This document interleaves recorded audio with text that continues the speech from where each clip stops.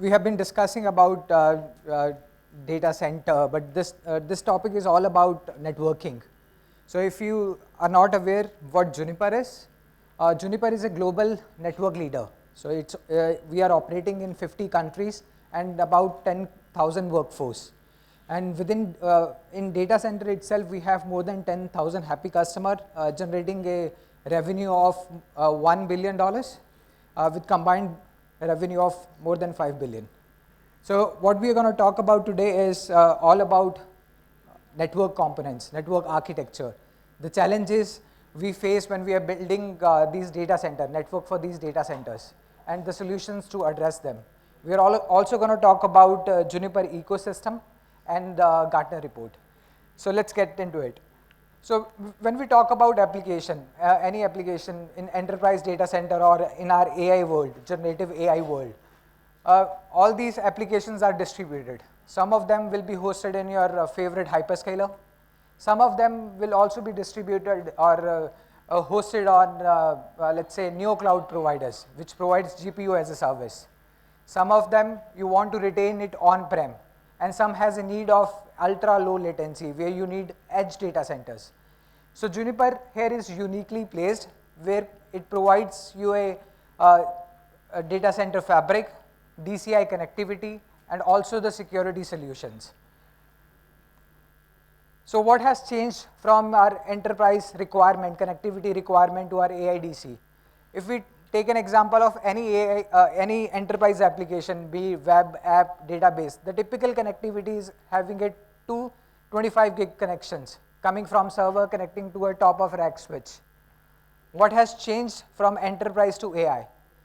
If we take an example of H100, Hopper GPUs, each GPU has requirement of 400 gig and one server has 8 GPUs, right? So the requirement with respect to connectivity is dramatically changing. In enterprise, we are looking for 50 gig, whereas in AI data center, we are looking about 4 terabytes connectivity requirement. So that is 80 times more. And this is not going to stop here. So with Blackwell, the requirement can be 800 gig. So you need a switch, you need a equipment top of rack switches which can provide you 800 gig connectivity. And moving forward, if we go with the Rubin platform, that's going to provide you, that's requirement is 1.6 terabytes. So this is where the network industry is progressing, where the requirements are changing from your enterprise data center to AI data centers. Now, network plays a key roles in all phases of AI life cycle. Whether you are building your training model from the scratch or you are fine-tuning it, the requirements are different for your training data centers or training fabric to the inference fabric. When we talk about training fabric, we just mentioned the requirement is 400 gig. Going forward, it's 800 gig, 1.6 terabytes. But that's only with respect to connectivity. They also look for congestion-free network, right? The network has to be lossless. So what features can be implemented in this network technology to achieve this? When it comes to KPI, what is the KPI when it comes to training jobs? It's JCT, right? Job completion time. When you are spending so much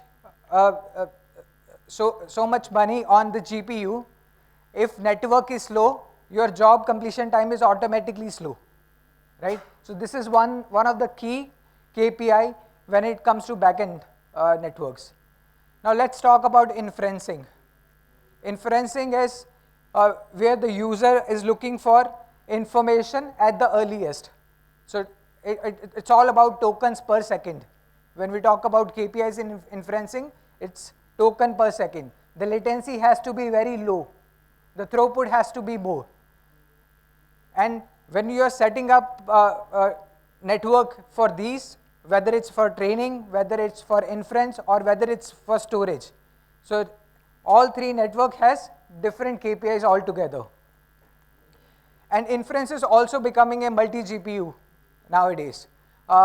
When we talk about a multi-expert system, when we talk about agentic AI, when we talk about reasoning model.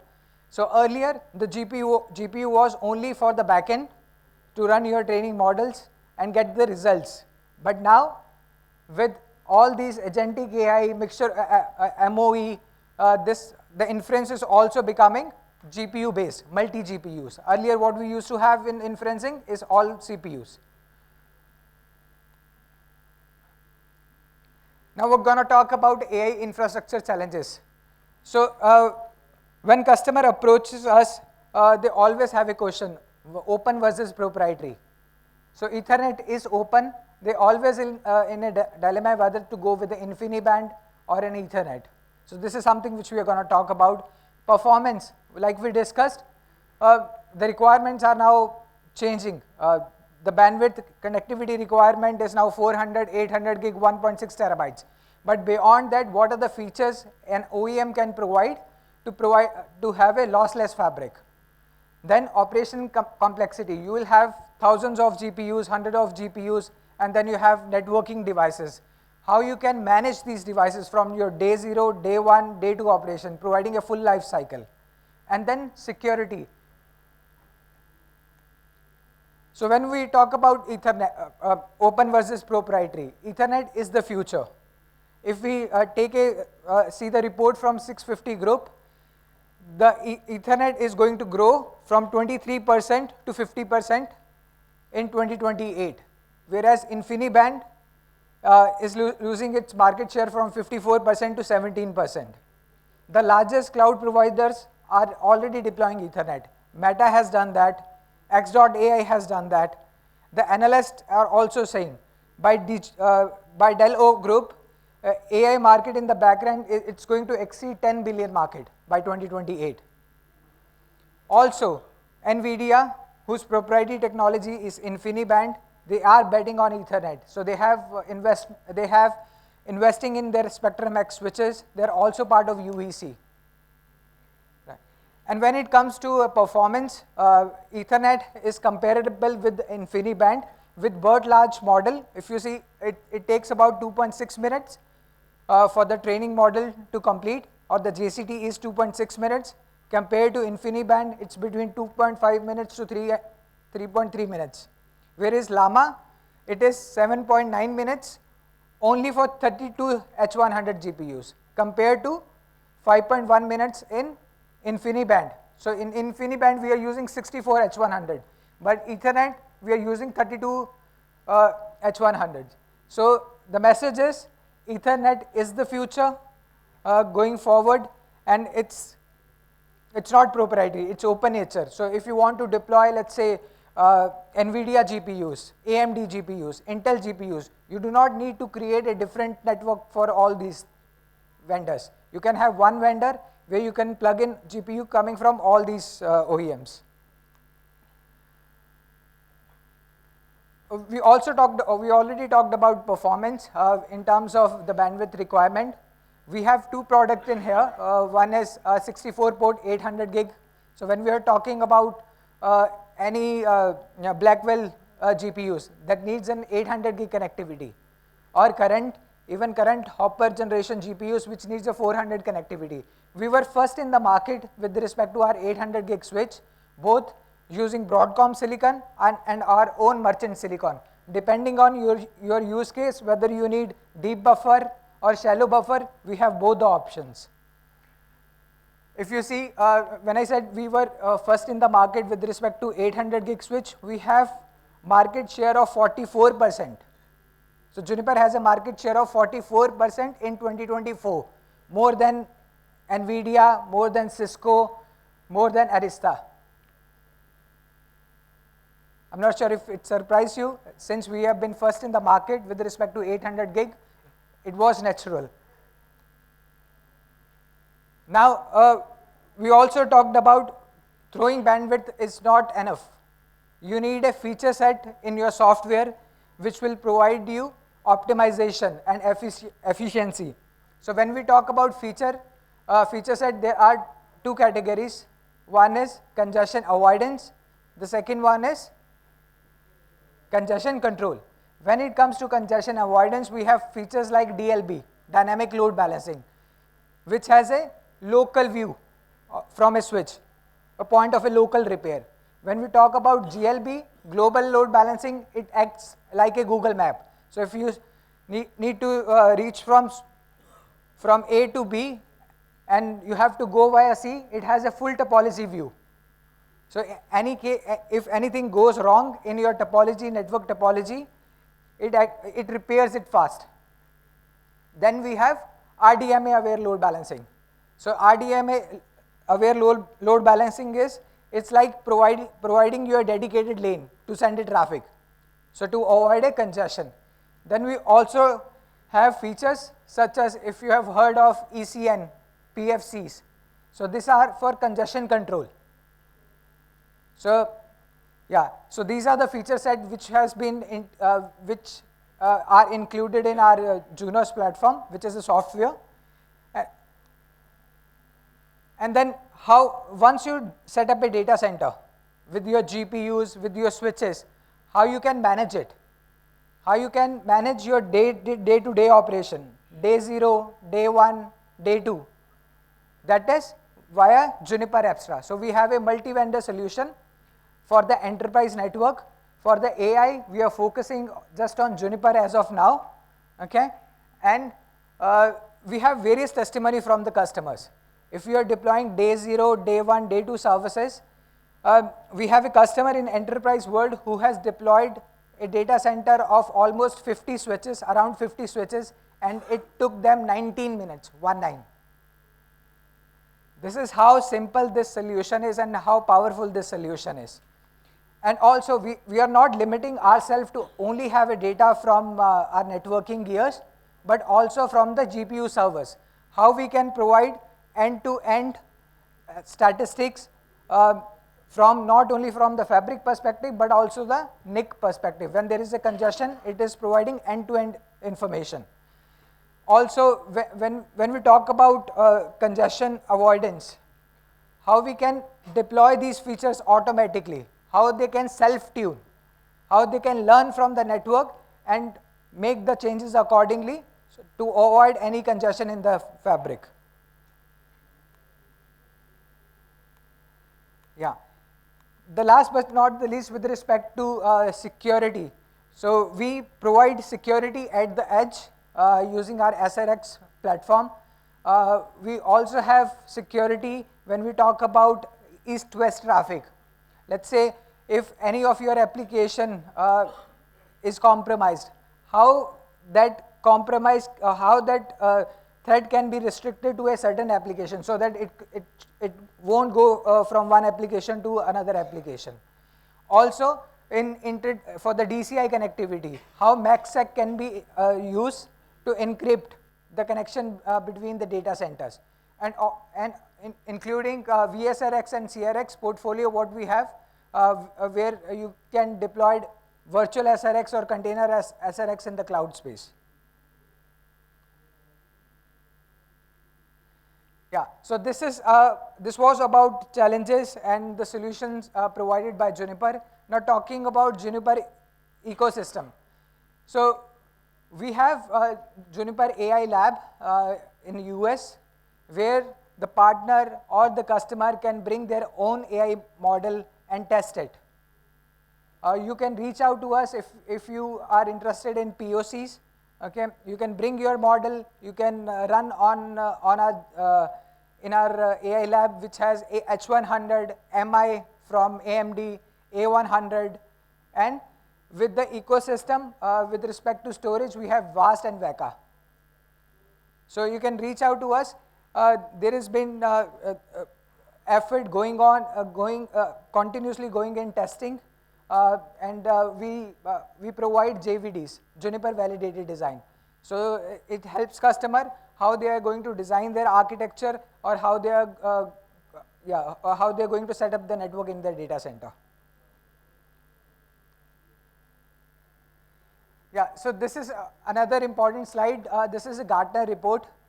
If you see, Juniper is leader in the leader quadrant with our competitors such as Cisco and Arista. But if we see our journey from 2020 to 2024, we have we have done better in completeness of vision as well as ability to execute. So Juniper is a leader in a data center switching. Also, Gartner also published something like critical capabilities. So next slide is on critical capabilities. If you see here, we are just 0.02 points behind NVIDIA. NVIDIA is in the market of GPUs because they started this product, right? They brought this technology to life.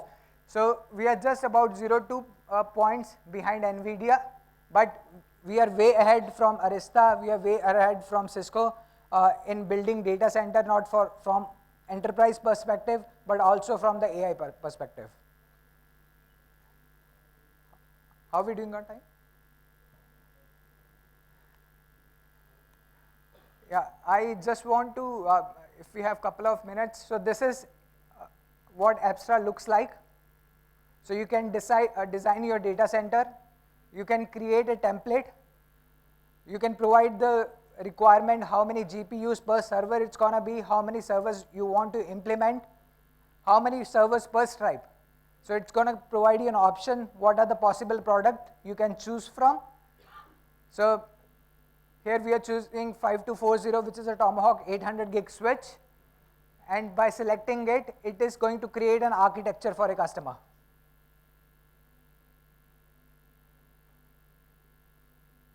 Yeah, so it's 64 port 400 gig connectivity. It also provides you information what would be at the spine layer, what would be at the leaf layer, and what are the possible options in terms of switches. And it is for NVIDIA DGX server. We are going to provide the name and then create the template. So this cluster is for 1024 GPUs. Next, we are going to create a blueprint to initialize this data center. This is the one with Sunnyvale. We are going to select this template and click on create. So this is verifying the topology of 1024 GPUs, what platform has been used, and click on create. So once it is created, all we need to do is provide the resource information to this blueprint. And it's very easy. What we are going to do is we are going to go at the stage tab. If you see the resources, with the click you can provide all the resources. These are the link between your spine leaf with your spine and between your leaf and GPU servers.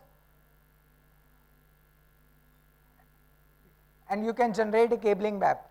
So all this what we have done so far is without even having a server in your data center. This is something which you can done without any device. So you install Apstra, you create your HLD, LLD, everything over here. So there is no need to create it on the piece of paper. All can be done here. With this,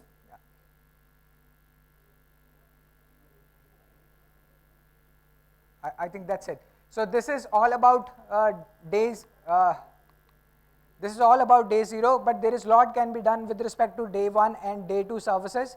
Only one solution, Apstra, to manage your both enterprise data center as well as AI data center. Yeah, so that's it. Any queries? Yes, please.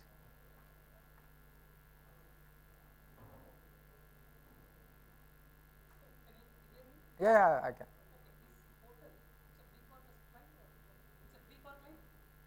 No. So it is license based. So we license in form of 3 standard, advanced and premium, and it's per device basis. Okay, one more doubt. You are showing 800 gig, right, recently. See, in my premises, I'm having 100 gig. So can I replace with the 800 gig switch directly without adding any power, cooling, or cabling, anything? Without that, we can swap it easily? Yeah, absolutely. So generally 100 gig is more of an enterprise data center requirement, but not an AIDC requirement. But this solution, you can use it for the enterprise as well. In case you want to replace the switch, you can see there is a orange tab. All you need to do is a change of a serial number. So since it for enterprise DTC it is multi-vendor, it does not depend which switch you are bringing in. If it is matching the requirement of a original switch created, whether it's a 32 port 100 gig, whether it's any switch, it's with a single click you can change it. Okay, so mean to say, separate power requirement for 100 versus 800 is not there. For No, cooling, no, no. not there. No. So individual port wise, there is no power requirement additionally will require No. for 800. So we abstracted this. So it is called something called logical device. We abstracted from the platform, and what we do is by this abstraction, it does not matter which switch you are bringing, which OEM you are bringing. Since for enterprise network it's multi-vendor, you can bring a switch from Cisco, you can bring a switch from Arista, you can bring a switch from Dell running Enterprise Sonic, or it can be a Juniper switch. Thank you. Thank you. Yes, please.